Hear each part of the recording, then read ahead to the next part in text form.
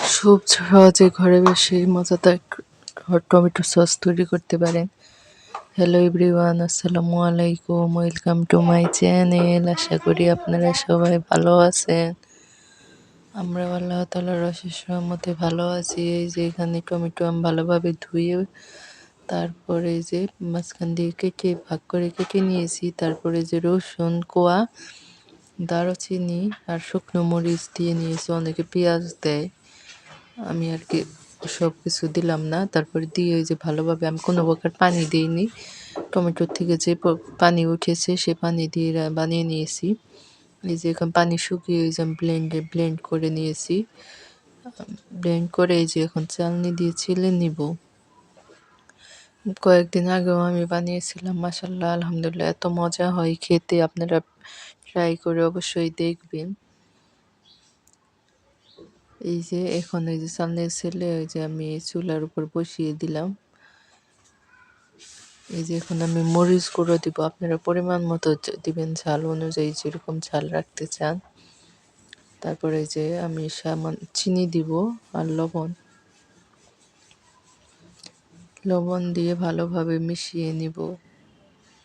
Please আমার ভিডিওটি যদি ভালো লাগে একটি লাইক দিবেন, সুন্দর একটি কমেন্ট করবেন এবং আমার চাইলে আমার চ্যানেলটি সাবস্ক্রাইব করে আমার পাশেই থেকে যেতে পারেন।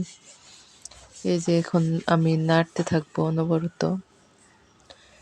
এই যে তারপরে এখন আমি হলো ভিনেগার দিব। সরি, এই যে লবণটা আমি পরে আবার একটু দিয়ে নিলাম। আপনারা চাইলে কর্নফ্লাওয়ার দিতেও পারেন, নাও দিতে পারেন। অনেকে কর্নফ্লাওয়ার দেয়, আবার অনেকে দেয় না। কর্নফ্লাওয়ার না দিলেও হবে। আপনারা শুধু চুলার উপর অনেকক্ষণ জাল করে শুকিয়ে নেবেন। এই যে আমি একটু কর্নফ্লাওয়ার পানিতে গুলিয়ে নিচ্ছি, তারপরে এলো দিয়ে দিব।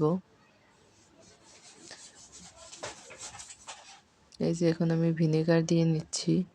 এটা দিলে ফ্রিজে রাখলেও অনেকদিন পর্যন্ত ভালো লাগে। অনেকে বলে ফাঙ্গাস পড়ে, আপনারা এভাবে তৈরি করবেন, কোনো রকম ফাঙ্গাস কিছুই পড়বে না। এই যে এখন আমি এই যে কর্নফ্লাওয়ারটা পানিতে গুলে তারপরে এই যে মিশিয়ে নিলাম, এখন দিয়ে দিয়েছি।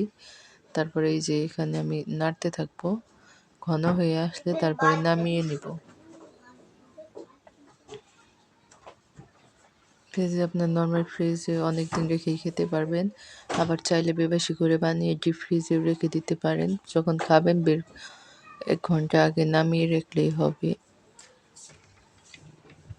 এই যে এখন আমি এই যে নামিয়ে নেব, তারপরে যে বয়ামে ঢেলে নেব। এই যে আমার টমেটো সস রেডি। আমি এই যে কাচের জারে ভরে নিয়েছি। কাচের জারে রাখলে জিনিসটা ভালো থাকে। আরেকটা হলো বক্সে রেখে দিলাম। এই বক্সটা আমি ডিপে রেখে দিব, তার জন্য বক্সে রেখেছি।